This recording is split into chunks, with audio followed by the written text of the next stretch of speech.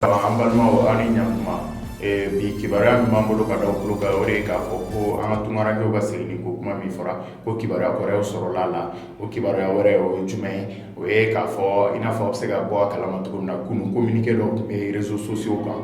O communiqué in o tun y'an ka lasigiso min bɛ Allemagne jamana kɔnɔ n'o lasigiden ɲɛma olu ye baaraw daminɛ depuis le 23 novembre kalo tile 23 n'a tile 24 o baara ninnu tɛ dɔwɛrɛ ka se ka maliyɛn minnu bɛ Allemagne jamana kɔnɔ ni k'olu fɛsɛfɛsɛ ka bɔ tɔw la ani ni ka jateminɛw kɛ olu bɛ se ka lasegin an ka jamana kɔnɔ cogo minnu na. O baara sɛbɛn in kɔni o de bɛ internet kan, o de bɛ fan bɛɛ fɛ.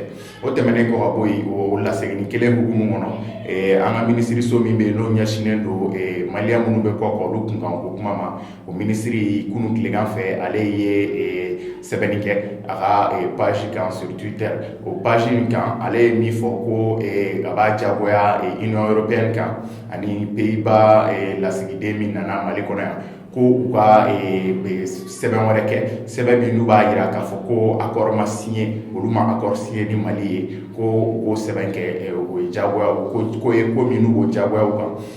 O kibaruya fila o de tun b'an bolo ka da aw tulo kan o accord ko in kɔnɔna la. O tɛmɛnen kɔ ka bɔ yen nɔ an b'a da aw tulo kan k'a fɔ ko an ka premier ministre kɔrɔ n'o ye Musa Mara ye, ale ye 2014 wagati la ale tun ye tagali dɔ kɛ Kidali. O tagali in na assemblée ye commission dɔ sigi, commission min b'o tagali ko ɲɛɲini ka sabula o tagali kɛra sababu ye ni ka an ka finitigi baden faga, ni préfet b'o la, sous-préfet b'o la ani finitigi caman wɛrɛ.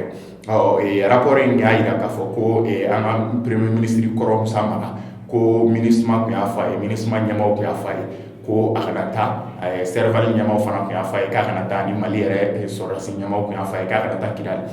Ko k'a sabula ko n'a taara ko basi belebeleba bɛ se ka bɔ a la min bɛ kɛ basi an ka jamana ma. O bɛɛ la premier ministre Musa Mara ale kɔni ale tagara a ka taga in na.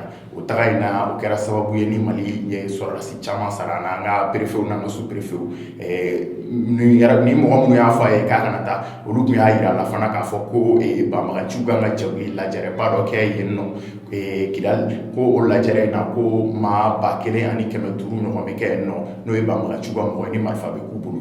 Ayiwa nin ko kɔni kɛra ko ye ko min ni a kɛra ɲagataba ye Mali finitigiw ma, ɲagata min n'an bɛ se k'a fɔ n'ale ɲɔgɔnna ma ca. Sisan an bɛ se k'an sigi ni min ye nin ko la kɔni ko in bɛ cogo min na nin conclusion in bɛɛ b'a jira k'a fɔ an ka premier ministre kɔrɔ Musa Mara ale bɛ se ka wele a ka taa kiiribulon na ka t'i yɛrɛ ɲɛfɔ. O de kɔni ye nin ko in laban ye. Bi kibaruya fila min b'an bolo ka da aw tulo kan o de ye nin ye, aw ni ce aw ka kulomajɔ la.